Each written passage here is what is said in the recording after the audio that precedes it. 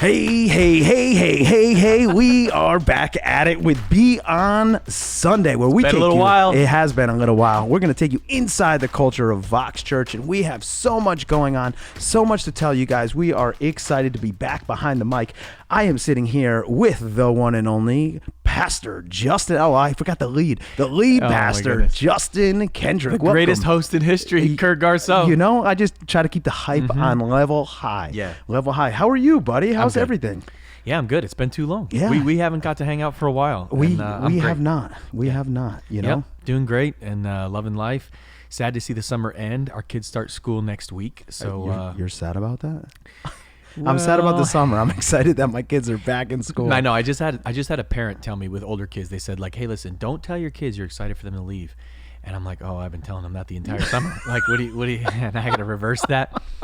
So now I'm trying to recover. Now the Kendrick mantra is, oh, we're so sad that the summer's over. Yeah. I happened to say that exact opposite thing this morning. I said, I'm so excited for you to go back to school. Brody's like, that's so mean. I said, no, for you to learn. Yeah, right. For you to learn. And leave. Yeah. Did I say that? I meant learn. Yeah. But yeah, back in school, it is, I mean, it was a little crisp this morning. It almost got a little taste of fall, but you know, we're still rocking a little. Yeah, we're holding on. Like to a couple summer. more weeks of warmth if we can get it. But. So you've had, you've had a busy summer. Yeah. You were able to kind of get away, and from what we're going to get into a subject in a little bit, but from what I understand, you did some writing. I did. Yeah.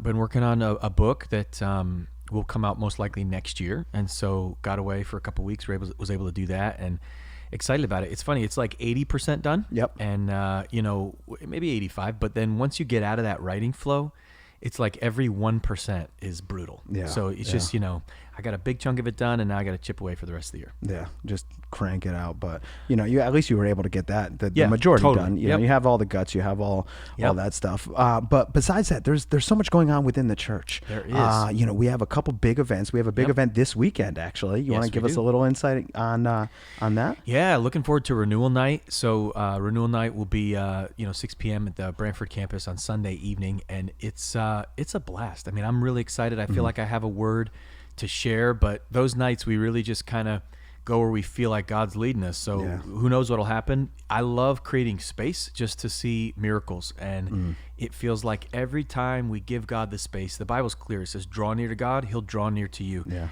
And if we're full of TV and dinners and leisure time all the time, we really do miss those encounters with Jesus because we're just too full. And I'm all for dinners and leisure time, but I think that setting certain times aside, extra time, just to seek God, that's where the miracles happen. And so we're excited about what will happen this weekend. I mean, I think about the revival nights and what happened there, and just stepping into the room and feeling the presence. It was almost almost overtaking. I mean, just the power and just the flow of the night and how it went. I'm hoping that we get that same vibe. Yeah, we're trusting God. I mean, I know my attitude with all the revival nights was, hey, if it's just me, I am going to go after the heart of Jesus for as long as I can tonight. Yeah. And then people came, but regardless of how many people come, that's going to be my spirit for Sunday night. And so I'm excited to see what happens. Yeah, I know the worship team's been working hard trying to put stuff together. Yep. I mean, Sunday night, it's going to happen. It's going to happen. And I had a conversation actually with your wife about Olum.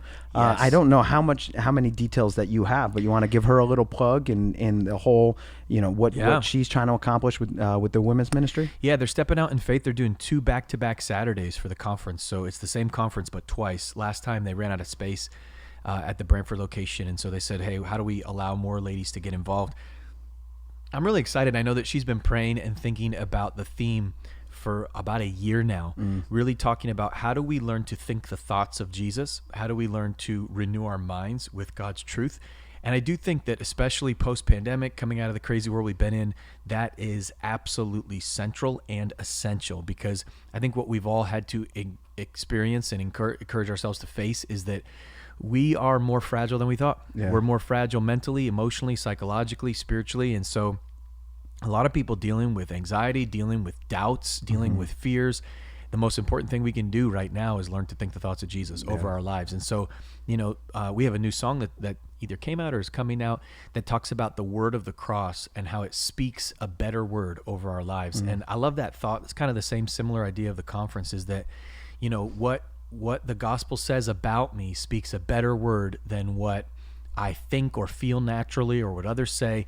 And when I allow that gospel word to triumph everything else, it actually reshapes my whole world. Yeah. So I'm excited about Illume. It's gonna be awesome. Yeah, I know there's a lot of women out there that can't wait. So just going back into that real quick, how do you guys vibe in terms of how she's running that versus how you are running? Do you guys connect with that, or is it kind of like, hey, she has this God ordained gift, I'm gonna let her run? How does that work between you guys? I mean, is it a dinner date? Is that what you guys do? Yeah, no, it's funny. So we've been in ministry together since we were 18. Mm-hmm. And so we have always been like co-dreamers and co-planners. So we're always talking about, what's next and, kind of like where are we going as a ministry? What's the heart of the church? And so she's always been a real partner with me in the shaping of this community from the beginning. And then as, our kids got to a new phase of life and she took on more responsibility in the church, she really felt a clear call to invest in the development and the maturity and the discipleship of women. And so as she's taken that on more and more, it's kind of cool and kind of weird. She doesn't report to me. She reports to our ministries pastor, to Sean. I don't have much to do with the day-to-day function of her ministry, but we do.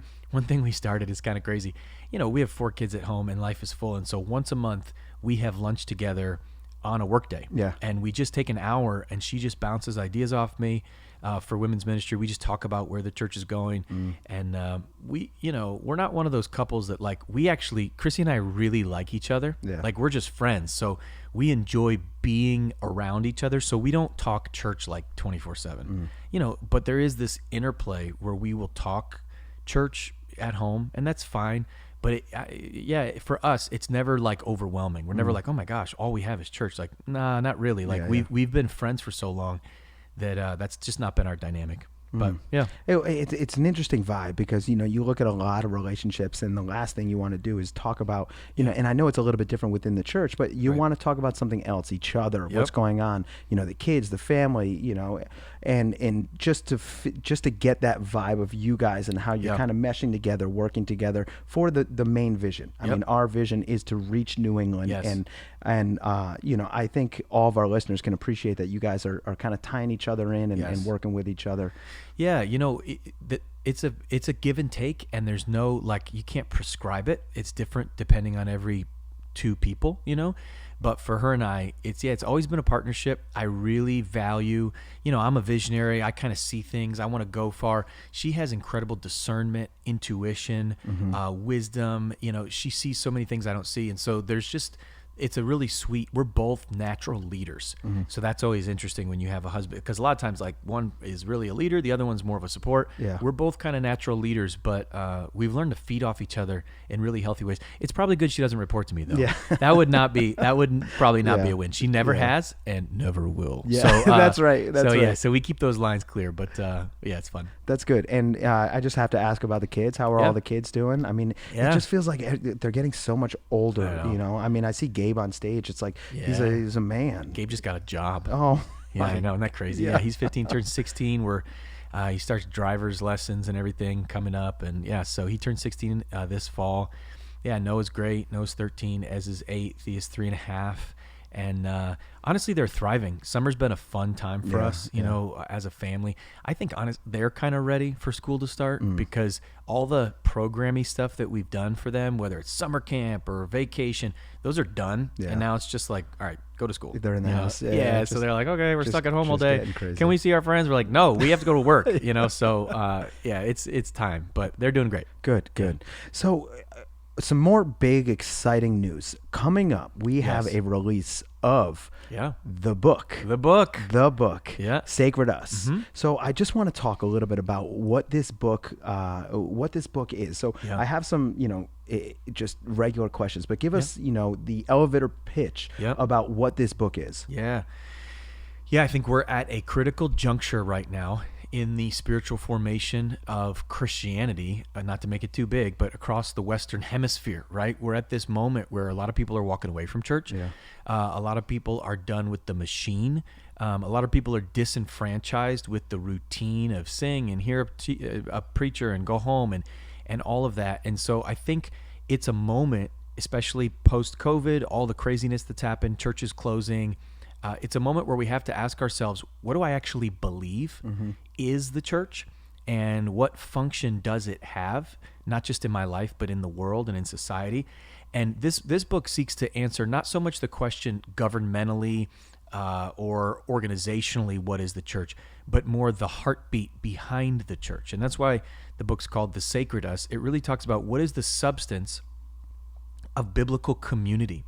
And what we have right now, we're in a moment where loneliness, isolation, individualism, those are the catchwords of our day. Those are the way people live, right? So we don't know our neighbors' names. We're not connected to other people. We don't know how to be vulnerable with others. We have this fake society that is manifest on social media and everything else, but don't know how to have actual close friendship. And so the majority of Americans don't have 2 or 3 close friends and don't know how. And so this book is sort of a response to that, to say, hey, Jesus always intended church to look like sacred community. And so what could that community look like, and how do we grow it? Yeah, that's so good. And so it outlines 7 specific principles that really ignite biblical community, and they will make you uncomfortable. They will challenge you. They will definitely come against sort of the mantra of our culture. And I think that's exactly what we need right now. I think we need to be challenged to say, hey, do I believe in church? And what is it? Is it a 90-minute or an 80-minute or a 70-minute gathering on a Sunday? Is that what church is? Or is church the people of God doing life together on mission to see others experience God's grace? Yeah, I mean, perfect timing coming, just like what you said, coming out of COVID and in this situation that we're in, we're still almost relearning, how to get back into society, how to get back the way that things were. That's right. So looking back, the day that you decided to write this book, was there an inspiration, or was there a moment in time where you're like, you want to know what? We need this. This is the book that we're going to read. Yeah, for sure. So, as we, as a church, we talk a lot about our core values, because for us, they are what we would say like the embodiment of authentic Christianity. So when we say, hey, our mission is to spread the lifestyle of authentic Christianity for the glory of God and the transformation of the city, what we're really saying is, then what is authentic Christianity? And we would say it's a life centered on the gospel, where Jesus Christ redefines myself, my relationship with God, and my world. So Christ at the center. It's intentional community, which means that I can't really know God outside of the people of God. I need to know him connected to others, that God is himself at the core relationship. He is 3 in 1. And so if at the center of the universe there is God, who is relationship, then it's impossible to know God outside of relationship. And so central to our lives. And then mission, that third value, city mission. We want to be people who actually transform cities with the love of Christ, the compassion, the hospitality of Jesus. So those 3 values. So when I think about writing books, I'm always asking myself, how do I put in writing the heartbeat of the house? How do I take the things that we're most passionate about here at Vox and translate them into a form that can live beyond an individual and can actually be taken home, meditated on, thought about? So we do it in songs, we do it in sermons, but another real critical way that we do it is through writing. And so for me, this second value of intentional community was the one I said, all right, I want to write on that. And I want to get our philosophy of community on paper, so that it can kind of have a life beyond just conversations, And so that was the vision behind the book. These are things we've been talking about now for 11 years as a church. These are not new ideas, but getting them all in one place and getting them, there's so many new people. So these are very foreign concepts. For example, like the second principle is vulnerability creates connection. So it's impossible to grow deep connections in the church unless I learn to be vulnerable. But there's this thing in all of us, especially as Christians, that says, I can't be vulnerable because I'm supposed to be perfect. So how do we get through that? And that's what that chapter's about. That's so good. And so, every one of the principles is challenging, but also it propels us to a new way of doing life. It's exactly opposite of what the world is teaching you. That's right. The Instagram society that we live in. Put a filter on it. Yeah. Everything's perfect all the time. But I can't wait to dive into this. So taking that idea of community, writing it into one book, there must have been an aha moment where it really kind of changed your thought process of how community works. So what was your experience personally while writing this book, where you almost, didn't think about it prior to be like, oh, wow, that's something different. Yeah. It's interesting. So it's funny how God works in our lives, right? When I was writing this book, it was me being convicted about my need to reinvest in community. And so as the church had grown, we started in a neighborhood, we started with our friends, and it grew out of relationship. The early days of the church, I'd get home from work and there'd be 40 people in my backyard. Yeah. And everything was done in the context of community. Everything was done, all the early guys. Cheech was my next door neighbor. Joey Silva, our central worship director, was hanging out in my hot tub at night a couple days a week. Yeah. Like, we were just doing life in the context of deep relationship and community. And then as the church grows and we plant locations and we sent out, this is a bad comparison, but I feel a little bit like the early church that, the 12 disciples were always together in the beginning, and then they went all over the nations, and it was like, man, we don't get to see each other as much. And so I was feeling that.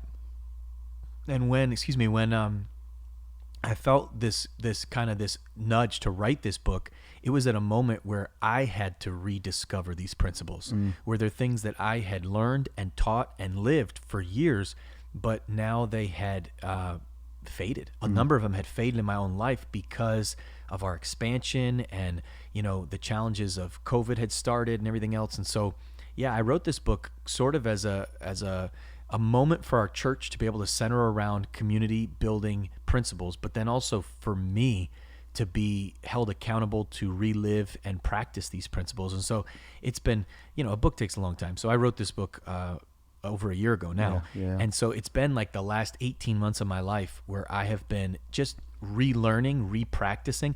I recorded the audiobook a couple months ago, and as I'm reading the book I wrote, I'm being convicted by the Holy Spirit. Like, I need to do some of these things more intentionally and diligently. And so, when you're writing about principles that are bigger than you, biblical principles, they convict you while you write them, and so I haven't arrived. I'm in the process of learning biblical community.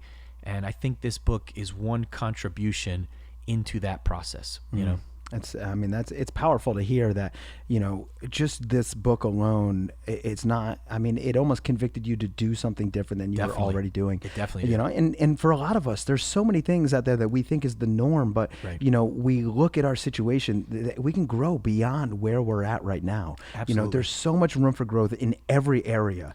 You take a look at, and we don't have to use community, but, just serving. Yeah, totally. Serving in general is something that we can do without even having a thought. Yep. I actually just spoke to someone, I think it was yesterday or the day before, and he was telling me he's never experienced the joy, and he sits outside with a sign in the front of the door, and just to see the smiles, he never anticipated that would change his life in a way. He just thought, they're just standing there with signs, and he experienced it. He sat there and seeing the people and the smiles that they have and the joy that they had, just saying good morning, hello, how are you? He's like, that changed everything for me. It gave me a whole new outlook on what it means to serve God. Yeah. And I was like, with the sign? No, not like that. No, yeah. But it's amazing. Just little things. It's huge. And this goes for anyone. Take a look at what you think is normal in your life and think about how you can transfer that back to God. Yeah. It's like I've been convicted in so many areas just to go above and beyond. Yeah. Get outside of the daily routine of our lives and do something greater. So good. You just taught Principle 6. Yeah. You did. Principle 6 is sacrifice matures love. And this is one of those things that's so counterintuitive, right? In community, we think I have to do only what I'm really good at, and I have to do only what's benefit for me, and I have to do, what I want to do, and I want to be free and be in control. And you can't build community. You can't build a marriage like that. You can't build a family like that. You can't build friendships like that the only way to build healthy relationship is to sacrifice. Yeah. But what sacrifice does, Mother Teresa called it the paradox of love. If you will love until it hurts, you'll discover that there is no more hurt, only more love. And so there's this strange thing that happens. Jesus said it like, he said, hey, whoever tries to save his life will lose it. Whoever loses his life will find it. He wasn't trying to rob you of life. He was trying to teach you how to live fully. Because he was saying, listen, when you hold on, your world gets smaller and lonelier. But when you let go, when you hold that sign, when you welcome people, when you give your time and energy and effort to say hello to someone else, wait a minute, now I'm happier, And so that's how you gain life. And so a lot of times people think, the church and serving and loving, it's all about taking. No. It's all about learning that it's actually better to give than it is to receive. And that's the life of Jesus through us. And it's the only way to grow. Sacrifice matures love. And communities that don't get that get stuck because everybody starts looking out for themselves, and then you can't mature as a follower of Jesus. Yeah.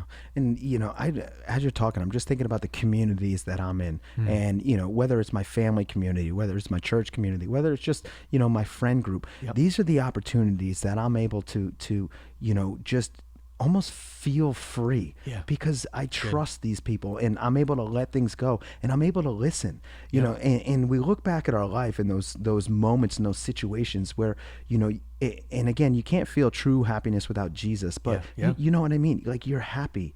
You're not reserved. You're not worried about what this person's going to do. You're not thinking, oh, are they judging me? Right. You're just able to be yourself. And, the community aspect is so huge. Without my friends and, and I'm just going to say my close community group, I just bottle things up, and it hurts. You go in, you wake up every day with just a little bit of stress. That's right. And over the course of time, that stress grows greater and greater. But, that's what your community is there for. That's right. Is to help you, to guide you, to talk with you, to support you, to love you. So good. And I'm thinking about all this while you're talking, and it's like, man, this is what we need. We need more of that. Well, and people don't know, like, one of the principles we talk about in the book that we'll talk on this season is fun. How do I have fun? Because, what you're talking about is you're talking about instances where you don't have to take yourself so seriously, where it's like, hey, Cheech always says, one of our pastors, Pastor Matt, he says, embarrassment is a choice. And I love that idea. Embarrassment is a choice. Like, I don't have to be embarrassed if my hair is messed up or my sneakers are, dirty, or I say something stupid. Like, I can choose not to be. And when I live in such a way where I'm loved by God and I don't take myself so seriously, but I learn to take him seriously, what does it do? It amplifies grace. In other words, everybody around you realizes that this is all by grace. I'm loved by God, and my life displays the grace of God because I can laugh at myself. I can be at peace with myself. I don't have to worry if they're going to judge me if I tell them that I failed. And that's, it doesn't happen overnight. But when it does happen, it's beautiful because then you can really be yourself. And that, listen, it's not about being perfect. It's about being in process. And so we're safe, and that is what community was always intended to be. But it's only possible through the lens of the gospel, which says that you're already loved, you're already accepted, you're already forgiven, and you're a slave to Christ, right? Those are the two sides. You're a slave to Christ in process, but you're already loved. And so there's that security where you can go, all right, you know what? Yeah, we're not perfect. Yeah, we're struggling with this. And there's freedom to be healed. Yeah, it's so good. Yeah. So lastly, I just wanted to ask you, after writing and having it and almost being released, what in your wildest dream, what do you want for this book? Yeah. It's funny. I spend a lot of time writing books, and I don't have great ambitions. Believe it or not, this sounds super cheesy, but my hope for this book is that one person gets it and engages. Like, that's my hope. And I know that sounds like, well, that's a pretty low bar, but no, in all reality, like, I feel like I do these books sort of as offerings to the Lord, whether they sell 1 billion copies or whether it's like 50 of us. Either way, for me, I feel like if I'm faithful and God can take this, and, I got a letter from somebody who's in prison who read Bury Your Ordinary. and they were like, man, I don't know how they got a copy of it, whatever, but they were just like, listen, this book's changed my life. I'm practicing these 7 habits. My life is being transformed by these things. I'm spending an hour with God, everything else. And it was just like, well, that was worth that book. Like literally that was worth that book to me. When I write these, like, I don't have any, I don't want to be an author. I mean, that might sound strange since I write books, but I don't want to be an author. I don't want to have a side hustle. I don't want to be a traveling speaker. I want to pastor this church and plant a whole lot more of them. And I want to see New England transformed. If books and resources can be a catalyst for that, then sweet. If they're not, then I don't want to bother. But so far they really have been. And so that's kind of, for me, the vision of writing is that we could take foundational things that are a part of our community and replicate them in a fresh way. On mission. Yeah, that's it. On mission. I love it. One focus, baby. I love it. One focus. So where can we get the book? Yeah, you can go to sacredus.com, right? We can, so release date is the 6th, so coming up. So sacredus.com. You can also get it on Amazon, Barnes & Noble, all that type of stuff. So yeah, online, you can get it anywhere. You can also get it at all of our locations starting Sunday. Awesome. So Sunday at every Vox location, there will be books available. Let's go. Let's do it. Let's go. Awesome. So if any of you guys are actually impacted by the book, feel free to shoot us an email at beyondsunday@voxchurch.org. We'd love to hear some of your feedback from the book or just any questions for Pastor Justin Kendrick that you guys may have. We love to get your questions. So we appreciate you guys, and we will see you next time.